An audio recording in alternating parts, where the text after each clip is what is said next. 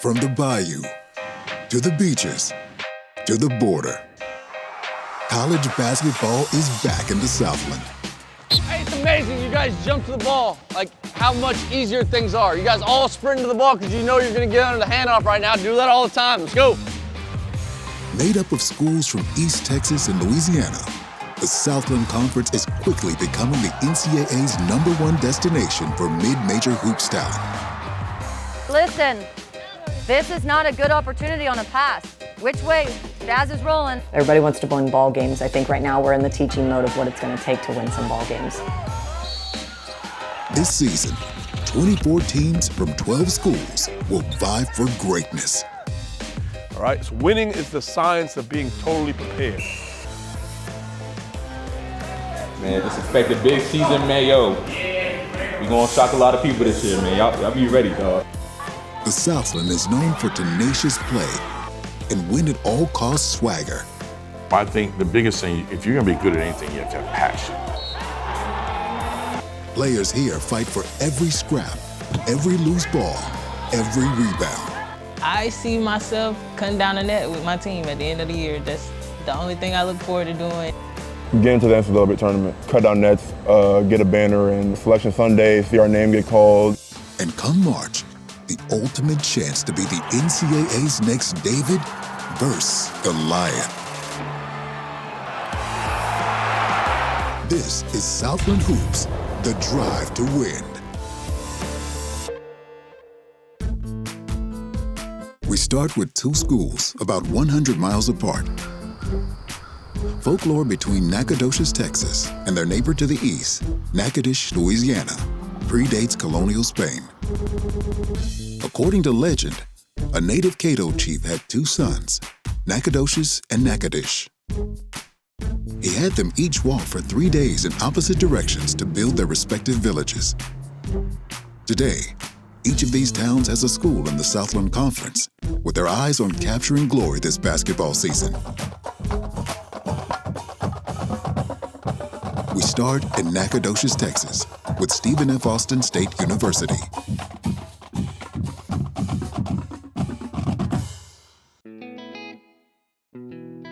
You know, the great thing about Nacogdoches is it's over 300 years old. It is the oldest city in the state of Texas. We got about 50,000 people here. It's a college town, and basketball is such a big deal in our community. We've had so much success. This place is different for basketball. We expect to go to the NCAA tournament. We expect to hang banners. In his 9 years at Stephen F. Austin, men's basketball coach Kyle Keller has no shortage of accomplishments. He's led his squad to an NCAA tournament, won championships in the Southland and the WAC, then named Southland Coach of the Year, and 5 years ago, shocked the basketball world by doing this. Loose! Kensmill's got it! They've got a timeout, they don't use it! Bade! Yes! The Lumberjacks have done it! Upsetting the #1 ranked Duke Blue Devils. This season, the Lumberjacks have returned to the Southland after a 3-year hiatus in the Western Athletic Conference. I think the biggest thing for us is our fans to really get a chance to reconnect with our old rivals that we used to have. Not everyone will be happy to see them back, as Keller presides over a high-pressure defensive juggernaut known as Press U. Everything we do is about pressure on both ends of the floor. We like to use the term reject passivity around here. And because I think teams that take action versus reacting have a chance to be successful, not just on the court, but in life. I hope we're everybody's biggest game, because that's going to make us better. Rotate, Clayton, rotate. Offense stay the same. There, not out. His biggest thing, I would really say, is to be mentally tough, because college basketball is a controlled environment where, you have practice, class, treatment, all those other things. But in the real world, things just happen, and if something doesn't go your way, you have to be able to get over that hump and, persevere. At the heart of Press U is senior forward Nana Antwi Boasiaku. The son of a professor at SFA, he's actually a hometown kid and already has a master's degree in mental toughness after having to endure multiple hardships in his life thus far, including the loss of his mother 11 years ago. She had liver and breast cancer, and it was just a very tough moment. I lost a mother, and she was, I would say, like, I'm a mama's boy. Then 2 seasons ago, tragedy almost struck again. Nana suffered a frightening neck injury. Outside 3, Bearcats off the mark, offensive board, and a foul against. I caught an elbow to my chin, and so my chin went back. When it happened, I was kind of unconscious for about a minute or 2. I had a nerve that was getting pinched. I had surgery 2 days later. So that's why I have this scar right here. The doctor went in to cut me open, but the injury was at the back here of my spinal cord. Percentage of him playing basketball again was probably about between 5 and 10%. It was obviously a much physical, but it was a real mental thing. I couldn't do anything. I wore a neck brace for the first month and a half, but my dad, I got to go home and just spend time with him, obviously, just hanging out with him. It got me through things. Just taking my mind off me, because it's not always just about me. Originally from Ghana, Dr. Kwame, Nana's father, is a longtime professor at SFA and chair of the government department. So all my prayers was to focus on him to get well. And miraculously, there he is today, playing well as if nothing has ever happened to him. So I give thanks to God, of course, and to the medical doctors. It was a rough time, but it was a learning experience in the same way. Nana is now back better than ever, and his commitment to his hometown is paying off, thanks to NIL deals, which have even put him on billboards around town. We call him the mayor of Nacogdoches. Everybody wants to be a part of Nana and be a part of his team. He's got little NIL deals all over town because they want to be associated with him. He's just a great person. I can't go anywhere without somebody saying, hey, is that Nana? Just as Nana's story features a parent helping him through a hard time, so does senior guard Matt Heyman's. Matt Heyman, I call him our Navy SEAL. You can't give him enough. Great story, first generation graduate in his family. What an unbelievable story. When Matt's grades were slipping, his mother, Patty, moved closer to Nacogdoches to help support him. I love my mom. She sacrificed a lot for me just to get me here, no matter what, doing whatever it takes, 3 and 4 jobs at a time, that's my why. Change jobs, change town, work nonstop to make it happen, no matter what. Just seeing her actions and just what she did, it just kind of seeps in whenever you see something over and over and over. It's just kind of who I became. Everything I'm doing is just trying to find a way to give back. You crying? Oh, you cry, baby. Why are you crying? The SFA men's squad entered the season number 2 in the preseason coaches poll, so expectations are indeed high. One of the biggest keys to their ongoing success is the enthusiasm that Coach Keller brings to every game, every practice, and even every public appearance.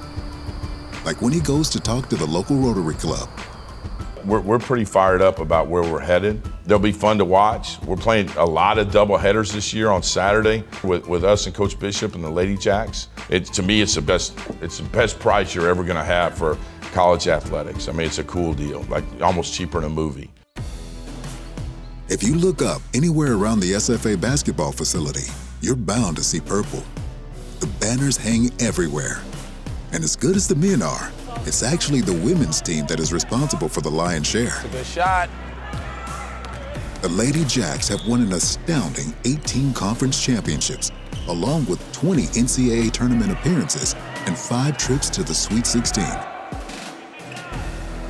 Keep it hot! Motion! Motion! Motion! Oh, good steal! Women's coach Leonard Bishop is only in his 2nd year as head coach, but was an assistant at SFA for 7 years prior. During that time, other schools came knocking, trying to lure away the talented young assistant.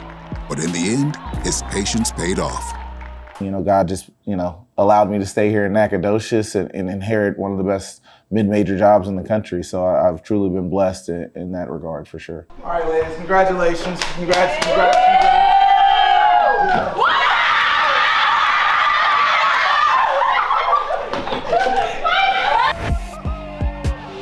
Many young coaches would feel burdened by the legacy of heavy expectations, but not Bishop. Instead, he chooses to focus only on the work needed to get there. I just understand the standard. You know, the expectation is to win championships, but you don't win championships on just Saturday. You win them on Tuesdays and Thursdays. Listen. Why are we doing this drill? What's the why behind this? Well, this is how Houston's gonna be, this is how Nicholls gonna be, this is how Southeastern's gonna be, this is how Corpus is gonna be. Like, you're gonna have to work to get open. We finally got a heartbeat in front of us when we're doing one more passing, and now we're tentative. We need to be able to be poised, be calm, work to get open, and still execute our stuff with people in front of us. All right, let's go. Coach Bishop has been such a blessing to our team. He forms our style of play around who we are as players, so he doesn't try and fit us into a box. He takes who we are and then molds us into the best players we can be, and then brings us together as a unit. In addition to fifth-year guard Faith Blackstone and senior forward Trinity Moore, sharpshooting guard Avery Van Sickle is one of the team leaders Coach Bishop will be relying upon this season. This is year 3 here for Avery now. She knows the system. She's a really heady and IQ basketball player. Avery Van Sickle is also an aviation major, preparing for a career as a pilot. So my major off the court is aviation, so I recently got my private pilot license. Okay, our airspeed is alive. We're not ready yet. Okay, almost there. All right, now pull back slightly. Pull us back. A little bit more right rudder. There we go. All right, and we're gonna climb out right here. Beautiful. You're flying an airplane. It's really peaceful. It kind of puts into perspective too, like there's so much more to life. Now it's placing my whole entire identity in basketball that I didn't really know who I was off the court. So just opened my eyes to what I wanted to do, just knowing that that's going to be kind of like my future career has just formed me into a more complete person that I'm really grateful now. Wow. Yep, this will be your office. Can't wait.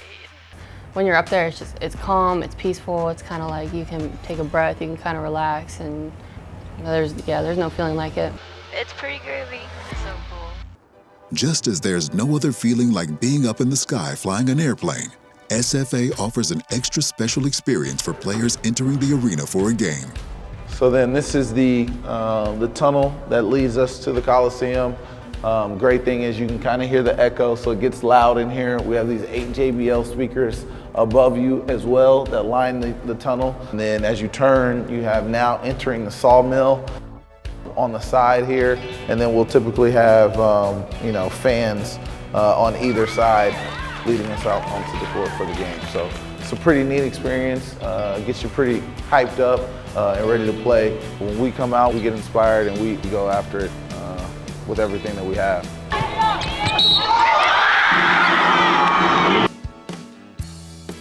Returning to the local folklore of the Cato Chief and his sons, we leave the town of Nacogdoches and travel a little over 100 miles east across the state line into Louisiana and the town of the other Cato sibling, the pronunciation of which has confused more than a few folks over the years. So when I had to obviously call people before my interview, like, how do you say this? Because Natchitoches is what it looks like. I've had recruits call it Nachichitos. So how it gets from what looks like Nacogdoches to Natchitoches, I don't really know. But I'm from Kansas and I don't claim to understand completely. I just say it quickly, Natchitoches. Good, stay down, Carla. Good. Women's coach Anna Nims is in her 5th year at Northwestern State University. When she first arrived in 2020, it was the height of COVID. With the pandemic in full swing, the Lady Demons struggled mightily that first season, losing every game but one. The next year, the team had the largest single-season turnaround in program history, going 12-14. This year, she's eager to share some of the most promising young talent she's had to date. They're doing things that maybe we haven't gotten out of kids in the last few years. I think right now we're in the teaching mode of what it's going to take to win some ball games. Listen, this is not a good opportunity on a pass. Which way? Jazz is rolling. What is wrong with what I just did? Yes, I'm fading away. If I go like this, whether you believe it or not, even though that ball is out of my hand, if my the ball's pulled back. So when we make that pass, it's lean into everything that we're doing. It lost its height on the way. It's the right read, but get it up, and we shouldn't be passing it as we fall backwards. You understand me? Okay. She's really like a mom away from home. Like that person that's gonna care for you and look after you whenever you need her. She's always gonna be there. Good D, hey, that's all right, good D, good D, good D. I've told parents from the jump, when I take on your kid, I take on the mom, the dad, the grandma, what you need from me, because that's my job. Better, better, better. I want those kids to feel that love. I want those kids to feel it from everybody on our staff. Coach Nims' staff includes her partner, assistant coach Lisa Elshai. We work side by side every day, and it's something that a lot of people probably couldn't do or wouldn't do, and we do it pretty effortlessly. It's a family affair here, and so it's a lot of fun. Earlier this year, Coach Nims and Coach Elshai expanded their basketball family to include a new baby girl, Lil Frankie. You want to take your binky out and show them that smile? You ready for practice? He said, I'm good. You good? Come on, guys. Come on, guys. Talk on the baseline. It's exciting because for 15 years, I did all of these things for other people's kids. And the opportunity to do that with my own, it's something that I can't even explain. That's fine. You're in single side. Down screen. Go. Back door, back door, back door. Coach Nims may be overwhelmed by love, but refuses to be overwhelmed by the thought of being both a D1 basketball coach and a mom to a new baby. We're just gonna figure it out. Frankie's gonna know how to be in the gym. It's gonna look different from other families. It's gonna look different maybe than other benches. You know, we might have a baby on the bench, but no matter what, nothing's gonna suffer. Our team's not gonna suffer and not have the time from myself or Coach A. They're not gonna suffer from that, and our baby's not gonna suffer from being away from us. We're all about the challenge, and we're so excited to bring her a part of this and let her be a part as well. So, and if I'm not careful, she may take my position soon, because earlier in practice, she was definitely talking a lot more. Hey, on that last possession, just dribble it out. We can keep a ball screen coming. Does that make sense? Dribble it out, ball screen comes, okay? Tell him, Frankie. Coach Nims' motherly vibe isn't limited to little Frankie and has been key to making players who have gone through struggles elsewhere feel at home here. Like Sharna Ayers, a sharpshooting Australian guard who arrived at NSU after stops at Marquette and LSU. The young lady is a P5 talent. She's a tremendous shooter, you know, but her journey it wasn't a smooth journey. I was dealing with a lot of performance anxiety. Like every time I would come into the gym, I would just immediately throw up or just like not want to be here because I just couldn't physically put my brain to even wanting to step on court. So like I was diagnosed with ADHD and like a lot of depression and anxiety stuff too with it. Coach was the main one that would like encourage me to go see a psychologist and a psychiatrist. So once she was really there and had my back, like it really showed me like, okay, like this is the place for me, and that's why I've stayed. Like this is now my 4th year. All right, this is our dining hall, guys. This is where we come to eat during the day. You know, we got our sandwich and our sub area. Let's go see this. It's pretty good. This is what I get is my favorite. We call Mina, this is one of our freshmen. She has a Mina special, right? So it's a quesadilla with cheese and avocado lime ranch. That's all of ours. It's really good. That's what we're all gonna get today. Surrounded by this nurturing environment, Sharna has found her happy place at Northwestern State. This is where we eat. We eat good. No practice, first shot, still cash. Come on, man. Senior forward Addison Patterson, one of the best players on the men's squad, had an equally zigzag journey before arriving here. What up, bro? I'm mic'd up. I don't know how to act, bro. Say something. Talk. Talk, bro. Like, say something, bro.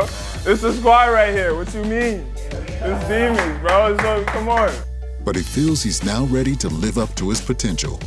I see myself like a rock star, and but the best ever though. Also like a Jordan. Like I see myself like just the truth overall. Not cocky, but in a confident way, and that's just how I feel.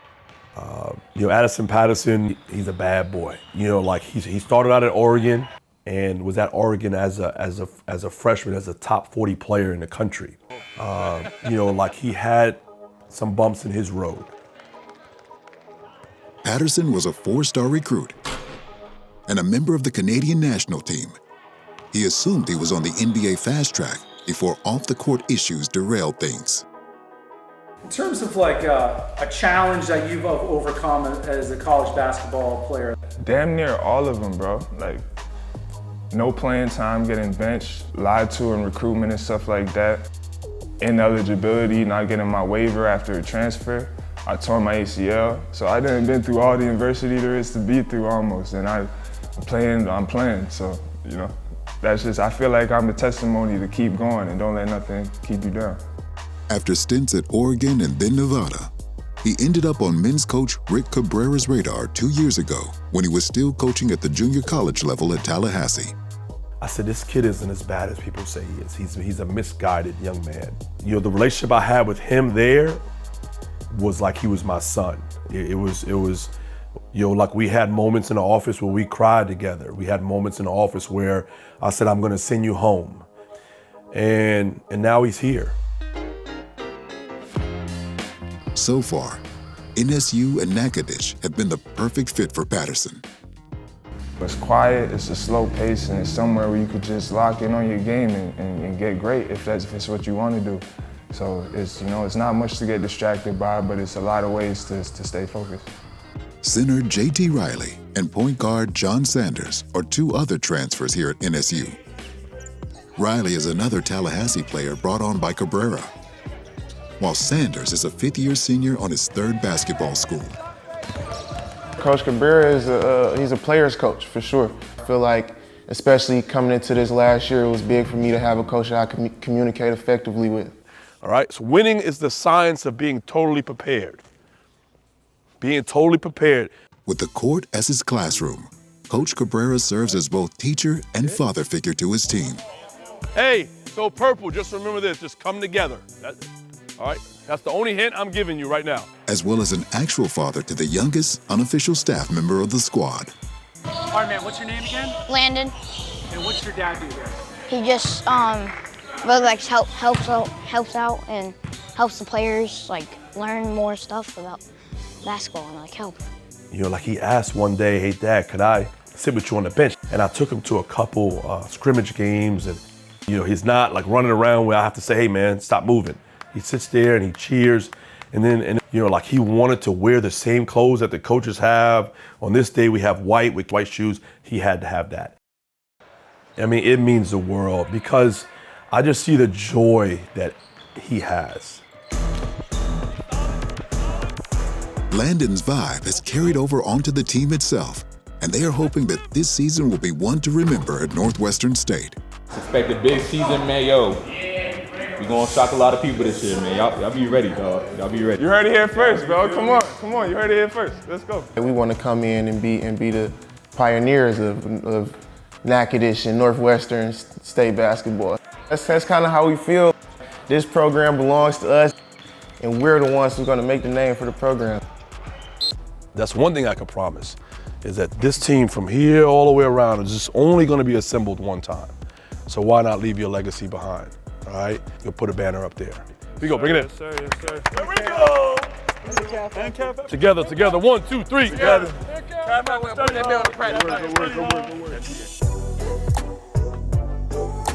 Our next school is back over the Texas line. Making the drive from Dallas, the city's sprawl eventually gives way to the open expanses of the Blackland Grand Prairie. And it's here where you'll find East Texas A&M University, located in the farming community of Commerce. 60 miles from Dallas, it kind of pops up on you.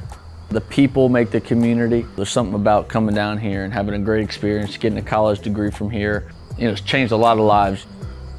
The university saw a transformation in early November, going back to their roots as they changed their name from Texas A&M Commerce to East Texas A&M, a brand that fans are familiar with as the school went by East Texas State from 1889 until 1996.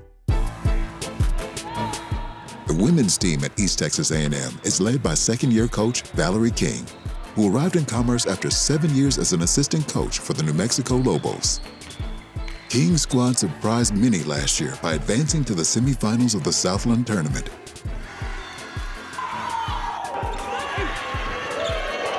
It was a huge accomplishment considering the school only made the jump to Division I basketball a few years ago. I mean, last season, I really would say it was a movie. I think going in, a lot of people didn't expect us to make the run that we did. And because of that, and the run we did have, it was my highlight just to see how much progression we made in the season. Good, knock it in. The Lions may not be sneaking up on anyone in the Southland this year. Out letting go, stop dribbling, Jamie, go! But Coach King knows exactly the type of player she needs to turn East Texas into a perennial winner. For us, it's first and foremost, do they have good character? Are they a good person? Are they going to be a good teammate? And the next thing is, are they going to compete and do they want to play ball? She's just a very winning coach, and she wants us to live up to her standard, like in the best way possible. Senior guard Jordan Newsom is the squad's team leader and #1 scoring threat. Jordan Newsom, she is, I would say, the heartbeat of our team right now. Knockdown shooter. I really think she's Steph Curry Jr. So, whenever she gets the ball, I'm probably already celebrating before she even shoots the ball. The Lions' other veteran leader is senior forward Jasmine Payne. Her and Newsom first partnered up last season. Jazz is really that one person to just bring me in, like, hey, it's gonna be me and you. We're gonna run this team, be leaders of this team, stuff like that. I really have just one big goal is to win the championship. I see myself cutting down the net with my team at the end of the year. That's the only thing I look forward to doing, and to do that with these group of girls is gonna be really exciting. Okay, there was a reason I said we couldn't just go through the motions, okay? You can't just run up there, catch the ball, sling it without looking, so. If Coach King's expectations seem high, it's because she's been excelling at basketball for most of her adult life. A scoring machine at the University of Cincinnati, King was named First Team Conference twice, Tournament MVP twice, and still holds the school record for the most three-pointers. I think just being able to take setbacks and move past them and turn them into successes. We weren't very good today in practice, but you can't let that hold you back. You've got to be able to persevere. You've got to figure out what's going to make you get through it. I think we preach that to our kids daily, and when I played, I think that's what helped me become what I am today. So that's what I'm hoping that we can get through to our kids. Coach King has the women's team at East Texas with their sights set on making another run deep into the conference tournament this season. Meanwhile, on the men's side, Coach Jared Von Rosenberg is looking to prove the doubters wrong, who've picked them to finish near the bottom of the conference in the preseason poll. Give me that shit! All right, let's go, rotate! As a Division II program, East Texas A&M made regular NCAA tournament appearances. But with bigger and better competition, the adjustment to D1 is still underway. I think we'll have the #1 strength of schedule in our league. We're gonna have some adversity. We're gonna have some tough nights, going on the road, playing the caliber of opponents we're gonna play. But I really like our talent level, our athleticism and our skill, and maybe our best overall that we've had since we've been here in the Division I era. What are you looking forward to this season? Proving everybody wrong. That's all it is. It's not even just that, but proving ourselves right. Go there, okay? I need a scream switch and take Brandon. Okay, right now we're waiting. We're with Donis, and I'm saying switch. Coach Von Rosenberg has 10 new players this year, but at the center of everything is returning fifth-year veteran guard Khalik Abdul-Mateen. I used to make fun of the guys that were older, and now I'm one of those returners, the vets, and everybody kind of makes fun of me for being here for so long. But it's great to share what I know from all the years of being here and the people I played with, and just pass those gems down. He could have easily, decided to try to go somewhere else. We're very fortunate that he decided to stick around. At 10 new guys, 11 new guys, if you count some walk-ons, it's good to have some stability and some guys that speak the same language as the coaching staff. Leak Abdul, man, he's the glue of the team. Like, he's the fifth-year senior. He's everything that, like, I think embodies Commerce. Junior guard TJ Thomas is one of those portal players brought in by Coach Von Rosenberg. He's kind of an overlooked player, maybe his whole career. I think TJ even surprised us, our coaching staff, of what he's been able to bring to the table. I really just want to help my team. Like, I can score points, play defense, I can do all that fun stuff, but winning is the most important thing. So as long as I'm on the court impacting it on defense or offense and that we are winning, like at the end of when the clock says 0, that we win, that's all that really matters to me. As he hits, while they're hit, Tay should be screaming, switch, and get underneath the basketball and get here and guard the basketball. This is the only thing that can score. We got to get this taken care of first. Then there's forward Josh Taylor, a college basketball journeyman who started his career at Power 5 Georgia. It might be the most singular, appreciative phone call I've ever heard from a player. From a guy that literally thought he was going to have to get a 9-to-5 job, and then getting this opportunity to not only play, but he's going to be able to finish his degree. So his appreciation was at an all-time high from the jump. I kind of feel like this is my last opportunity to show people that I belong in the D1 level. Hey, it's amazing you guys jump to the ball, like how much easier things are. You guys all sprint to the ball because you know you're going to get under the handoff right now. Do that all the time. Let's go. With so many new faces, Coach Von Rosenberg needed his squad to bond faster than ever. So he invited Kendrick Moore, a former mentor from his University of Hartford playing days, who now specializes in motivational speaking, to host a 2-day workshop for the Lions. Don't tell me that you want to compete every day and you don't do it. This ain't I hope I do that box. That's not what this is. This is once you put it in that box, you better do it. So we had the opportunity to really get together, and to our guys' credit, they really opened up with one another. You know, when players keep stuff on their chest, or coaches, or anybody for that matter, that stuff can come out in bad ways throughout the course of the year. So I thought it was a really good start for us. Von Rosenberg even shared a personal struggle that he's been fighting for a year now. Last season, his wife Sarah suffered a debilitating stroke. And she had surgery and that went well. And then 48 hours later, she had another stroke while she was in ICU. So we thought we were gonna lose her. And where we're at today is amazing. She still has her challenges, but mentally, she's doing phenomenal. She can speak and communicate like nothing happened. Coach Von Rosenberg says his wife recently returned to work, and her doctors are optimistic that she'll continue to recover.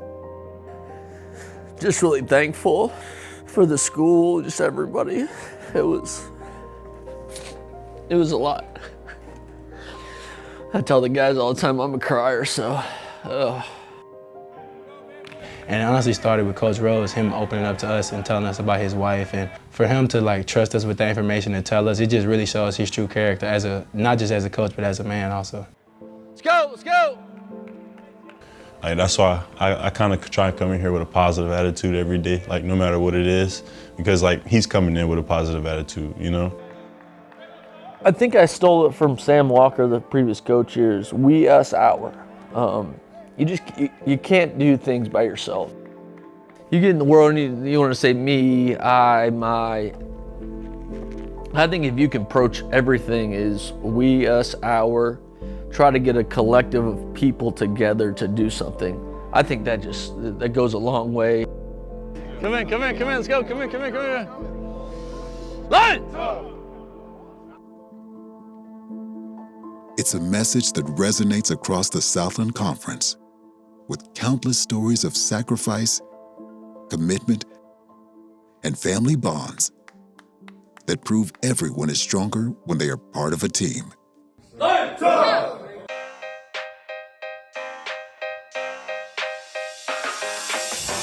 Watch this. They call me a ball player. Handle the rock, watch the crossfader.